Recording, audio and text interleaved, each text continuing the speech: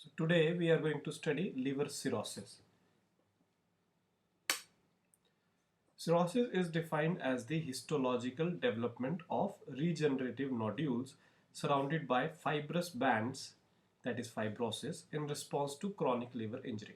So whenever there is chronic injury to the liver modifies its architecture, and that modified architecture results in regenerative formation of regenerative nodules, right, and which are surrounded by fibrous bands. I'm going to talk about this process at the end, so if you want to learn about it, then you skip to the end of the video, right? So definition, you have to remember that what is cirrhosis. Cirrhosis is the formation of regenerative nodules surrounded by fibrous bands. So these two terms, regenerative nodules and fibrous bands, that is fibrosis, is important. So cirrhosis has no very much defined definition, but we can remember it by having regenerative nodules and having fibrous bands, right? Why does cirrhosis happens? Whenever there is chronic liver injury, whenever the liver is having chronic insult, then it goes into a state called as cirrhosis. It goes into a different architectural state which is called as liver cirrhosis, right? So this liver cirrhosis has two main features, or it leads to two main sequelae. Those are portal hypertension and end stage liver disease. Portal hypertension is the major sequelae of cirrhosis, liver cirrhosis. We will learn about this portal cirrhosis in the next video. So this is the healthy liver. It looks like this, smooth and shiny. Whereas these regenerative nodules, the nodular structure over the liver, these are called as scar tissues, the burned out tissues, right? The tissues which are left out after having liver cell necrosis and inflammations of the liver cells, continued inflammation of the liver cells, necrosis, apoptosis of and apoptosis of liver cells. It leads to formation of scars, right? The fibrous bands around the healthy remaining hepatocytes, and those looks like these nodules. Even you can feel them when you palpate the liver over the abdomen, right? Then you can also feel these nodules. Then classification. First, morphological classification. Liver cirrhosis can be divided into micronodular, macronodular, and mixed. Micronodular, as the name is telling, micronodules, small nodules, less than 3 mm. If the nodules are less than 3 mm, and this micronodular cirrhosis is a characteristic feature of alcoholic liver cirrhosis. Then macronodular cirrhosis, right, when the liver is having nodules which are greater than 3 mm, example chronic viral hepatitis, right? So in those cases there will be macronodular cirrhosis, and there are other conditions where we find both types, and that is called as mixed cirrhosis, both micro and macronodules. So this is something like, this is how micronodules and macronodules, the nodules will be big in size, whereas micronodules, the nodules will be smaller in size. So you can see here, this is the liver and this is spleen. So spleen, this is liver and this is spleen. The liver is here, and the spleen has enlarged, the liver has enlarged, and the liver under the microscope, it looks like this, small nodules. Then etiological classification. So this cirrhosis, based on the cause, it can be divided into many types. We are not going to study them anyways. Alcoholic cirrhosis, if it is caused by the alcohol, we call that liver cirrhosis, that alcoholic cirrhosis. We have already talked about this. It is also called as Lennox cirrhosis, right? Because it was discovered, it was detailed by Lennox. So it is also called as Lennox cirrhosis, right? It is most common cause is alcohol for cirrhosis, and alcoholic cirrhosis is also most common complication. Then post-necrotic cirrhosis or viral cirrhosis, right? After having chronic viral hepatitis B and C, person develops viral cirrhosis, that is 10%. Then biliary cirrhosis, we have already talked about this biliary cirrhosis in autoimmune hepatitis. And then we have pigment cirrhosis. Because of hemochromatosis, the liver goes into cirrhotic stage, so that is also common. Apart from this, If somebody is having congenital diseases, liver diseases like Wilson disease, alpha antitrypsin deficiencies, right, they can also lead to cirrhosis. Cardiac cirrhosis, because of the failing heart, the liver also develops, the liver is also damaged, and that is called as cardiac cirrhosis, right? Cirrhosis because of the cardia. Then Indian childhood cirrhosis, right? It's a separate topic by itself. When the young, very young children, they develop cirrhosis. Cirrhosis autoimmune hepatitis, because of autoimmune hepatitis, right? Cirrhosis in non-alcoholic steatohepatitis, people who are obese, people who have um, insulin resistance, they develop liver disorders and ultimately cirrhosis. And there are certain other cirrhosis types like metabolic, infectious cirrhosis, and cirrhosis due to GI infiltrations, other infiltrative diseases like amyloidosis and all those things, right? And then we have cryptogenic cirrhosis, because of no cause, sometimes the liver goes into cirrhosis. So these are the causes, some of the causes, right? Alcoholism is the number one, then viral infections, then non-alcoholic steatohepatitis, then hemochromatosis, then copper accumulation, Wilson's disease, then because of drug-induced hepatitis, right? So all these things, they can lead to liver cirrhosis. Excuse me. Pathogenesis. So this you can see the normal structure of liver, and these are the normal the arrangement of the liver cells, right, in lobule fashion, in a hexagonal fashion, lobule fashion. And so in a cirrhosed liver, the hepatic parenchyma and the hepatocytes, they are replaced by a fibrous septa, by fibrous bands, and these fibrous bands encapsulates the remaining hepatocytes, and that causes the nodule formation. So fibrosis is described as encapsulation or replacement of injured tissue by a collagenous scar. Yes, you are right. It is the deposition of fibrin and the collagen in the liver parenchyma that leads to fibrous bands, which is called as fibrosis, right? So that scarring or fibrosis is one and the same thing. It results from the prolonged normal wound healing response. See, when liver has good regenerative capability, but that capability, when surpassed, then it results in fibrosis. It results in fibrogenesis inside the liver cells and the formation of more fibrous tissue in the liver, leading to its scarring, right? And this particular phenomena is similar, almost similar as that in the lungs also, right? In lungs also, in restrictive lung diseases, the phenomena is more or less the same.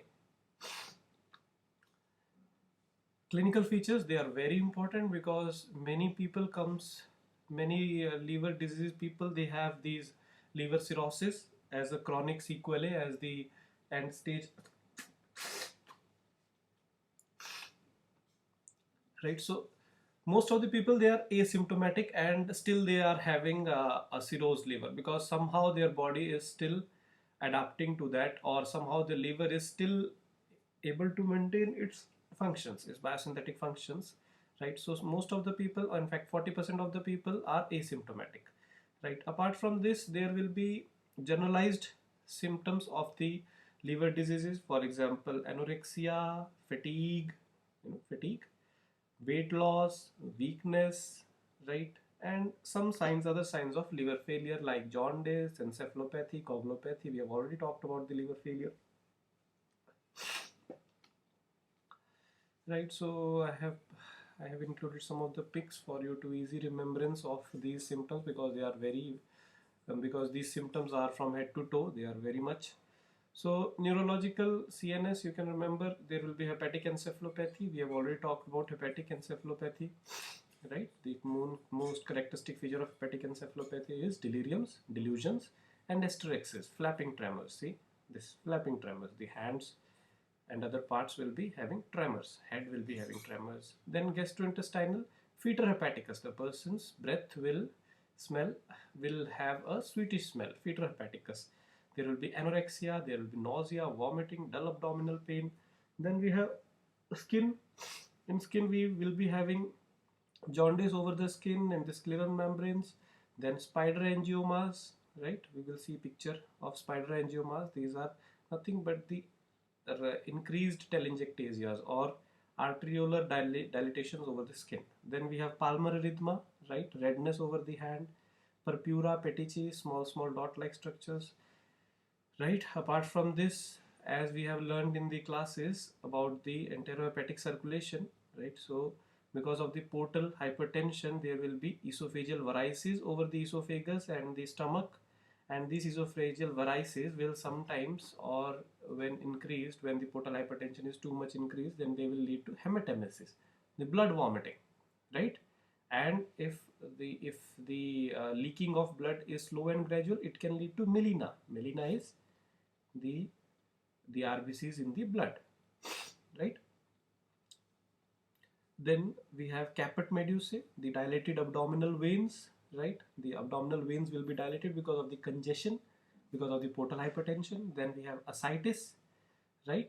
Because of the portal hypertension and the congestion, it will lead to leaking of fluid from the veins, from the portal vein into the peritoneal cavity, and that will lead to the accumulation of fluid in the peritoneal cavity, which is ascites.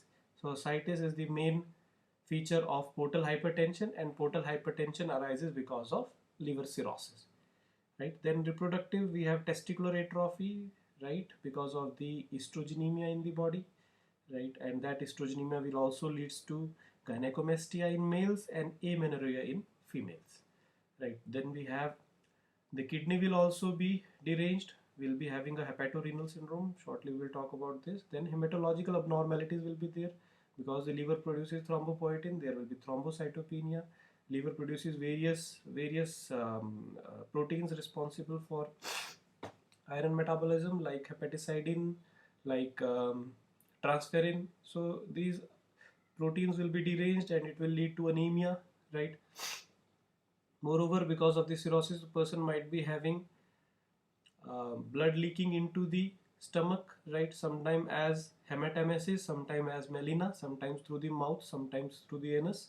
So that can also lead to anemia. Then coagulation disorders, because liver produces many intrinsic, extrinsic factors, and also vitamin K is synthesized by liver. So coagulation disorders. Then splenomegaly, right, because of the congestion of the portal vein, because portal vein supplies to the liver, to the spleen also. The spleen will also be congested and it also will be enlarged, splenomegaly. Then hyperbilirubinemia, very much understandable, right? Because of the deranged liver functions, there will be increased bilirubin levels in the blood, hyperbilirubinemia, which will manifest as jaundice. Hyponatremia, the sodium ion will be less in the body because of the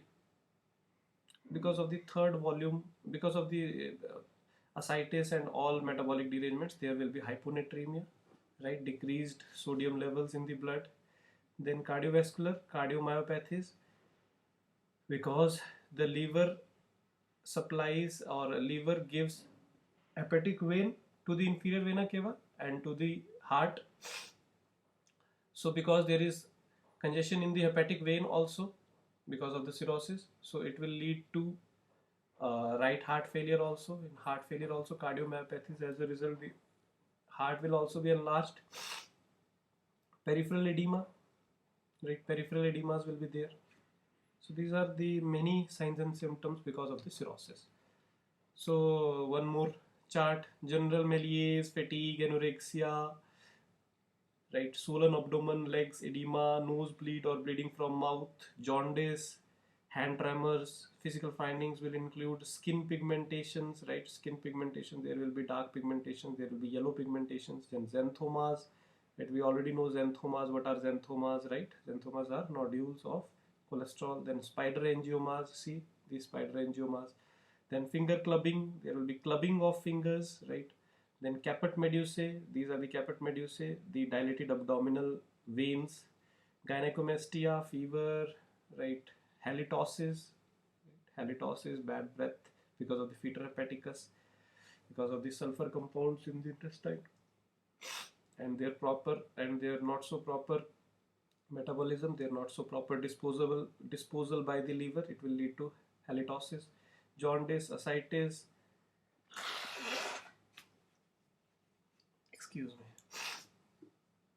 pancreas, it is wrongly placed here.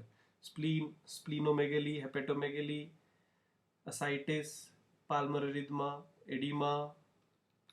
Right. So these are the clinical features which you can go through, right, if you want to. I have pasted them for your this thing for your easy understanding. Right, jaundice. Why? What is the etiology for jaundice? Spider angiomata, nodular liver, splenomegaly, ascites, caput medusae. Right, prominent veins radiating from umbilicus. Then Baumgarten syndrome. Baumgarten syndrome.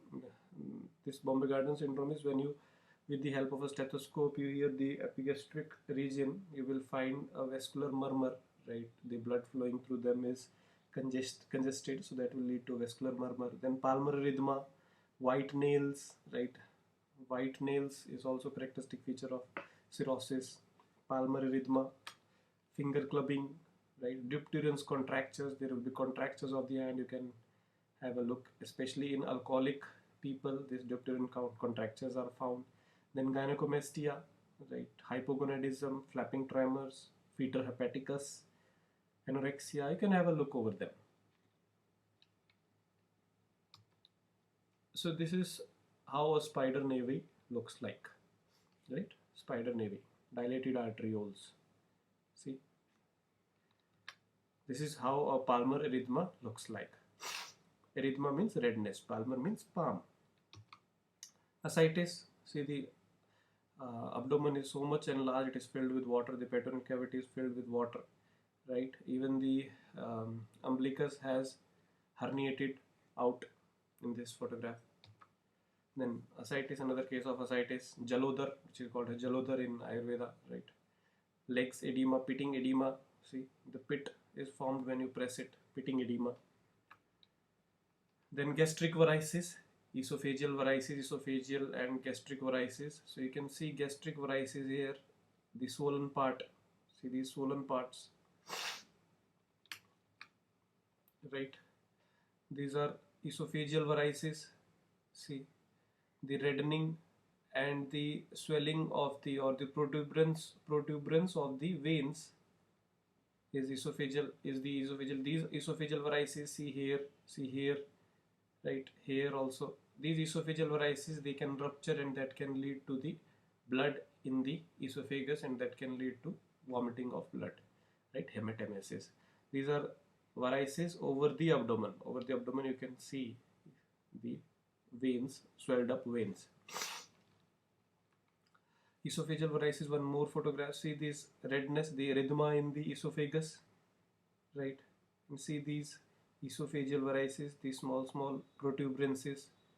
So you can see all these structures. You can get all these photographs in endoscopy reports. When there is endoscopy, a tube is put into the mouth with a camera on its tip, and it sees the esophagus and the stomach. It is called as endoscopy. That is called as esophageal endoscopy, right? Then what are the lab findings? So all the liver functions will be deranged. You can very well imagine there will be deranged aminotransferases, AST, ALT will be deranged, their alkaline phosphatases will be deranged, GGTs will be deranged, bilirubin will be high, albumin will be less, prothrombin time will be increased, globulins will be increased, right? Hyponatremia will be there, right? Thrombocytopenia will be there, leukopenia will be there. So everything pertaining to liver and some other like thrombocytopenia and leukopenia will also be seen. Apart from that, the easiest way to find out liver cirrhosis is ultrasound, USG, right? Ultrasonography or CT scans or MRIs, they show the architecture of the liver, and by that we confirm that the liver has gone into liver cirrhosis. Very easy to diagnose. Liver biopsy, however, is the gold standard. Liver biopsy, we take a small tissue sample from the liver and we study that liver tissue sample for the hepatic lobules and the scarring of the hepatic lobules under the microscope, and we find out, because of the increased fibrosis, we find out that the liver has gone into cirrhotic stage. There are many tests for finding out cirrhosis. One of the easiest tests is the measurement of hyaluronic acid in the patient's blood serum, right? And that can also tell us about the, there are many new tests, fibro tests, fibro scans, right? But they are beyond our scope of understanding, so I'm not going into details of those. But you have to know that it is very easy to find out liver cirrhosis by ultrasonography, right? Then how to stage the cirrhosis. So liver cirrhosis was and is also staged by Child-Pugh classification. However, there are new models like MELD, modified end-stage liver disease. We have uh, new criteria to stage the cirrhosis, but however we will study about the standard or the old classification of Child-Pugh classification, right? Where class A represents compensated liver. Well compensated liver means liver which is able to maintain its biosynthetic functions, and class B is when it is partially decompensated, and C, class C, when it is completely decompensated. So based on these classes we will stage, based on these stages, based on these staging, we will prognose the person. We will do the prognosis for the person. So how this Child-Pugh classification is done? So what we do in Child-Pugh classification, we take the LFT values and we try to find out the scores based on these LFT values. So albumin, albumin. If albumin is 3.5 grams per deciliter, we give the patient as 1 point, or if it is more than that, if it is less than 3.5 up to 2.8, we give 2 points. If it is less than 2.8, we give 3 points. Similarly, bilirubin, if it is 2 or less than 2, we give 1 point. If it is between 2 to 3, we give 2 points. If it is greater than 3, we give 3 points. Similarly, coagulation type, this is increased prothrombin time, normally is 12 seconds. So if it is increased by less than by 4 seconds, for example, it is like 15, right, or 16 or 13, right, then we give 1 point. If it is increased by 4 to 6 seconds, then we give 2 points. If it is increased by more than 6 seconds, we give 3 points. Similarly, we take the abdomen, we take the ascites. If there is no ascites, we give 1 point. If that is mild ascites, 2 points, and moderate to severe, we will give 3 points. Ascites, we will learn about ascites in the clinical classes. In the examination classes, we will learn how we can label ascites as mild, moderate, or severe. Then encephalopathy, the hepatic encephalopathy, if it is present, we give it is grade 3 to 4, right? There is a staging system for encephalopathy also, where grade 3 and grade 4 represents coma, and grade 3 represents marked delirium, right? And grade 1 represents only subtle changes, and grade 2, I think we have already talked about encephalopathy. So grade 1 and grade 2, if it is between grade 1 and grade 2, we give 2 points. If it is grade 3 and 4, we give 3 points, right? So if the total score, suppose a person is falling into this category, in the first category, then we give 1, 2, 3, 4, 5. The person has got 5 points. So if it is less than 7, that is 5 points, we classify the person into category A, the classification A, right? The Child-Pugh classification A. If the person has got 7 to 9 points, suppose somebody has got albumin into this range and coagulation into this range and say encephalopathy into this range, so we will add 2 plus 3 plus 2, right? So 3, 4, 5, 6, 7. So 7 points, 7 to 9 points, it is child classification B, then child classification C. So based on this classification, whether the person is falling into classification A, the category B, or category C, right? If it is category A, the class is A, the 1 year survival is 100%, and the person might survive for 2 years. 85% of the person has chances of surviving. If it is B, the 1 year survival is 80%, and the person might survive for 2 years for 60%, right? And C, the person might survive for 2 years, the chances are only 35%. This classification is modified in many ways. right? But you should know how classification, how prognosis is found in how prognosis is found in liver cirrhosis case by Child-Pugh classification. Then complications are very important in liver cirrhosis, because liver cirrhosis leads to many other things, many other sequelae, right? Many other sequels, many other upcoming complications.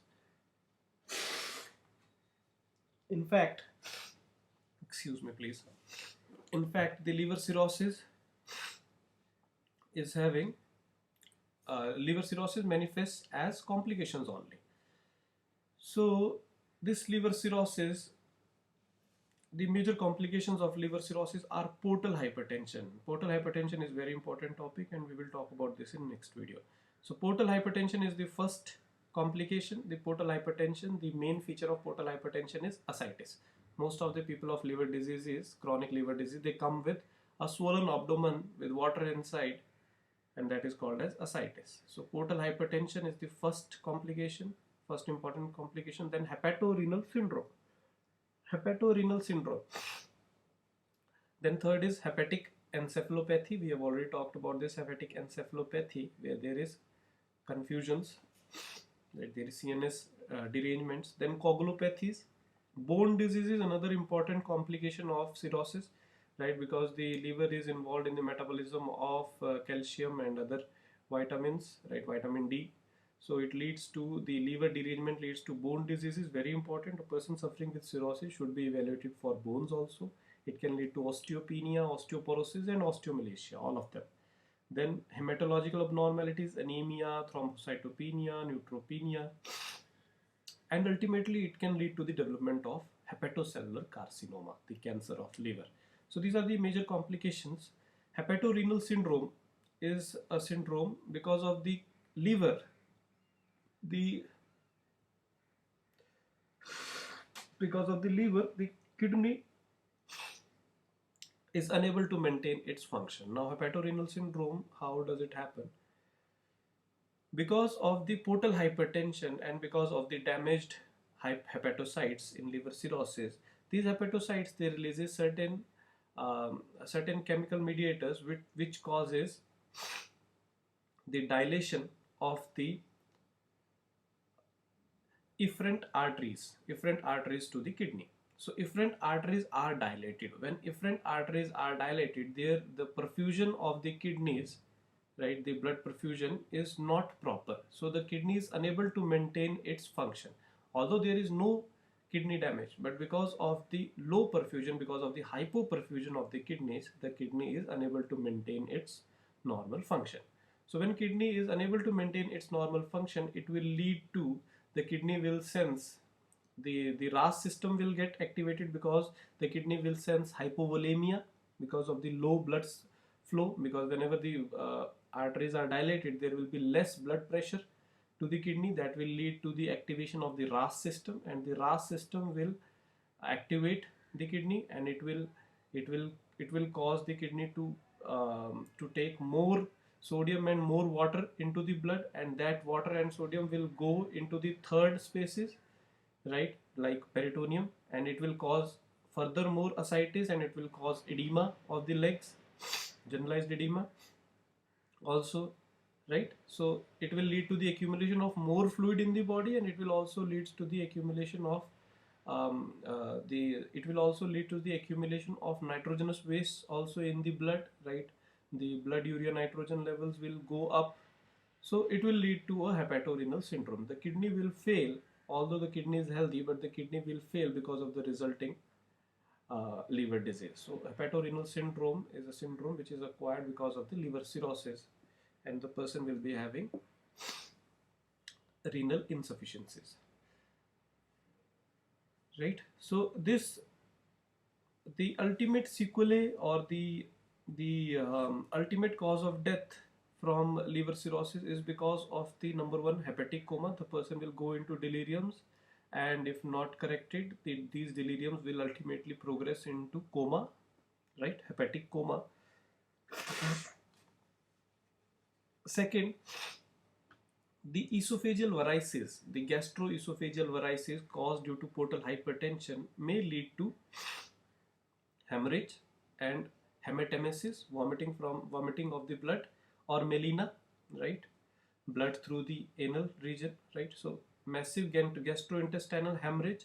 This massive gastrointestinal hemorrhage can lead to hypovolemic shock, and person might die because of the blood loss, right? Then because of the ascites, the person is more, and because of the leukopenia also, right, the person is more susceptible to infections. So infections, because of those infections, the person might die. Hepatorenal syndrome, because of the failing kidney, the person might die.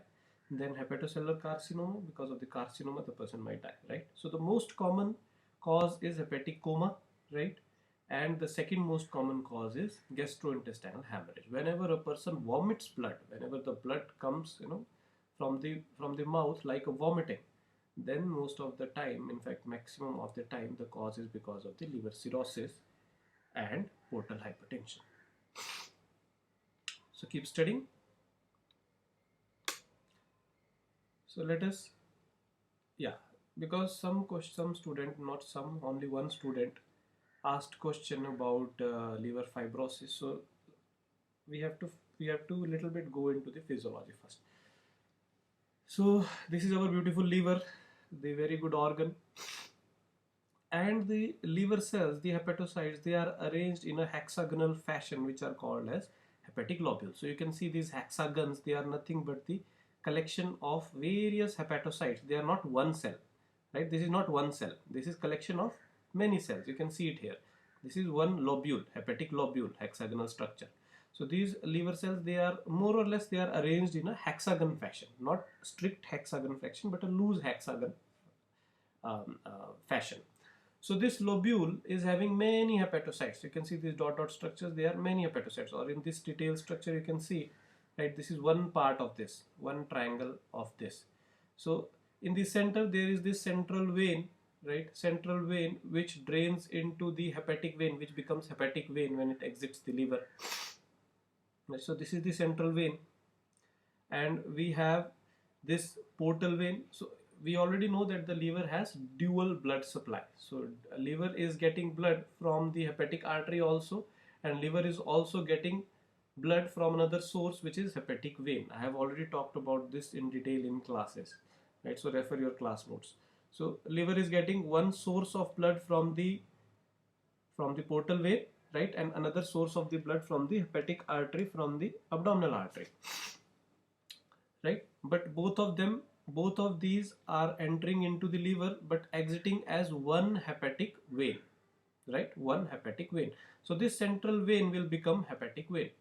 So this portal vein is coming and this hepatic artery is coming. So portal vein is also draining blood and this hepatic artery is also draining blood, right? So they are draining blood into the spaces, into the free spaces, which are called as sinusoids, right? Sinusoids, right? See, these sinusoids are different from capillaries. They are having structural difference than capillaries, or you can say they are modified capillaries. Anyways, capillaries are always modified in different organs, right? Different organs have different types of capillaries. So portal vein also drains its bloods into this space, sinusoidal space, and hepatic artery also drains its blood into this. So blood mixing is there. Portal vein is also draining because liver has dual blood supply.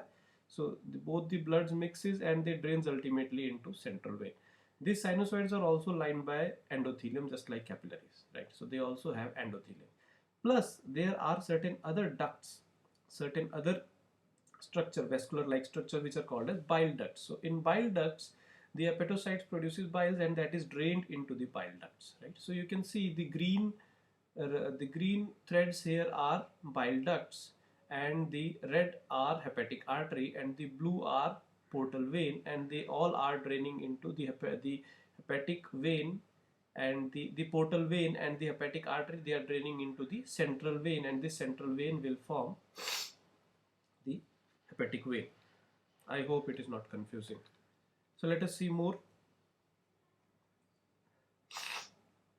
So see, once again, the hepatocytes, these hepatocytes, they produces bile and that is drained into the bile ductules, right? Then bile canaliculi, then ductules, then bile duct, right bile duct, left hepatic bile duct, and then common bile duct, and then the bile is drained into the intestine.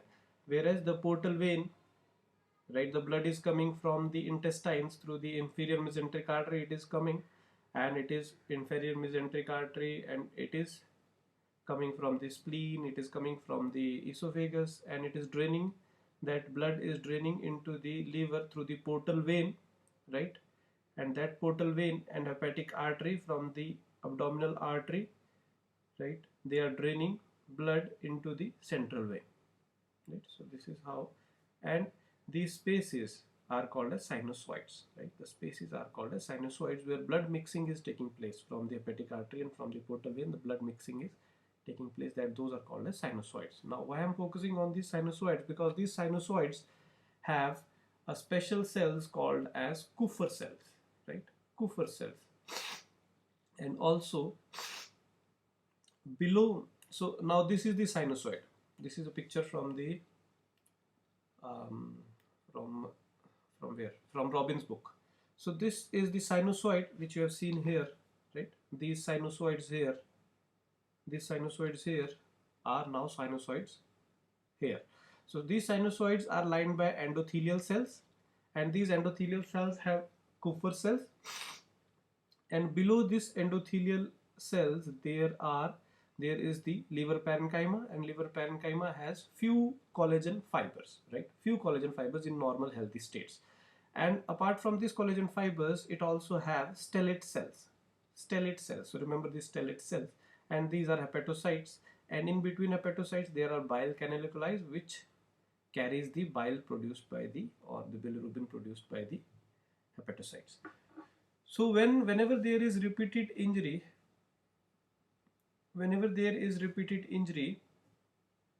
right, because of the some toxic substances in the blood, right, because the sinusoids are having blood, this blue space is having blood flowing through it, and suppose if that blood is loaded with alcohol is a toxin to the hepatocyte, it damages the liver cells. So what will happen, it will damage the liver cells, it will activate the toxic substance, this toxic substance will damage the liver cells, it will cause the liver cell necrosis and apoptosis because of the toxin in the blood, right? And these cells, they will release certain cytokines, certain chemicals which will cause the stellate cell to get activated, right? The stellate cells will get activated and they will convert themselves into myofibroblasts. These activated stellate cells are called as myofibroblasts.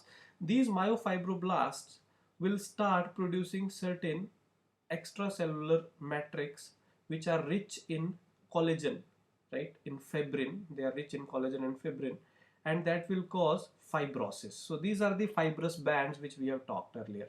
So there will be deposition of extra fibrin in the liver parenchyma, and that will lead to the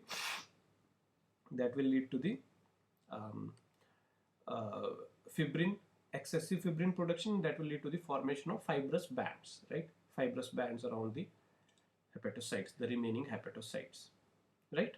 So it will lead to liver fibrosis. So yeah, one more question was there, last slide.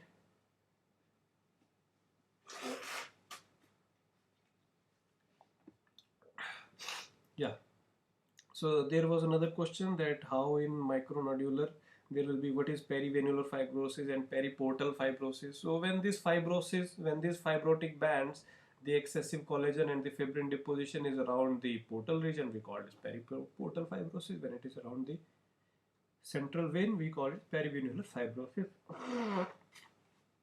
And when it is bridging the these central veins, right? When it is bridging the central veins, we call it as bridging fibrous septus, right? So that's it.